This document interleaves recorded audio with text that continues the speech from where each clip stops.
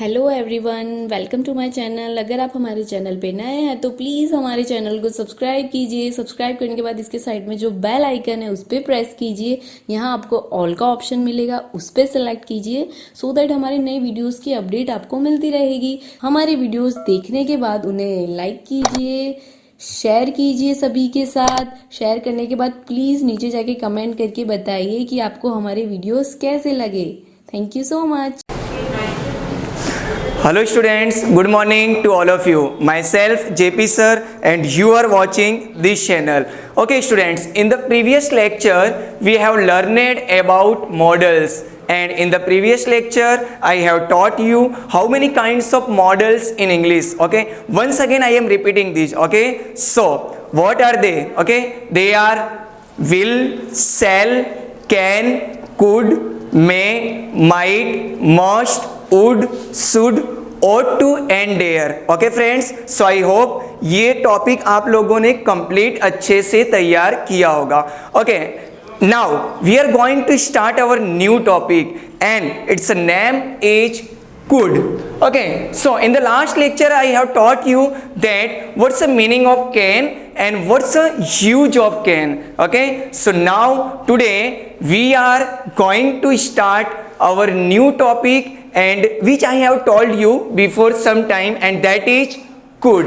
Alright students, so first of all I want to inform you that what's the meaning of could. So friends, if we telling about could, so it is not the proper meaning of anything else, but it is used as a past form of can. Okay, last lecture में हम सभी ने देखा था कि can का use friends ability के लिए किया जाता है, राइट, और हमने देखा था रिक्वेस्ट के लिए भी उसका यूज किया जाता है, राइट, बट कुड में थोड़ा सा डिफरेंट है, वो मैं आपको सिखाने जा रहा हूं. Okay, first of all we will learn about use of could. Okay, so first use of could is it is used as a past form of can. Okay, that is the first use, and second use polite request, and third use possibility. Okay, so now we will learn about past form of can. Okay, so here is given some examples. Okay, now first example is she said she could pay for you as well. Okay, so friends मैं आपको फिर से एक बार बताना चाहता हूं कि जो कुड है उसका यूज कैन के पास्ट फॉर्म के रूप में किया जाता है. मीन्स इसके पहले आप लोगों ने जो सीखा था बस हमें उसका पास्ट फॉर्म कर देना है, और हम सभी को पता होना चाहिए कि it's a past form of can. So जैसा कि आप लोग देख सकते हैं यहाँ पर मैंने एक सेंटेंस दिया है, she said she could pay for you as well. Alright, that means here यहां पर हमने क्या यूज किया है, कुड. ओके, सो जैसा कि मैंने आपको फिर से बता रहा हूं कि ये कुड क्या है, कैन का पास्ट फॉर्म है.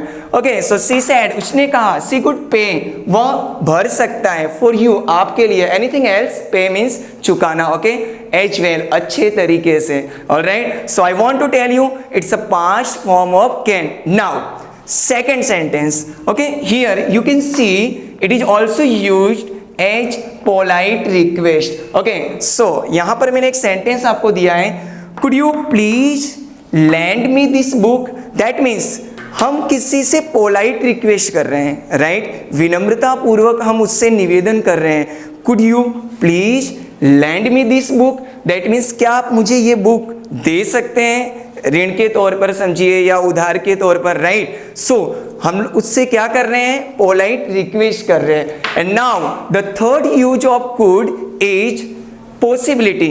Okay, so what's the meaning of possibility friends? You know possibility that means शक्यता, आप कह सकते हैं उसे प्रॉपर हिंदी में, या फिर उसे आप संभावना भी कह सकते हैं. ऑलराइट, सो देख सकते हैं कि यहाँ पर उसके लिए भी एक सेंटेंस मैंने एग्जाम्पल के तौर पर दिया है, It could be that he missed the train.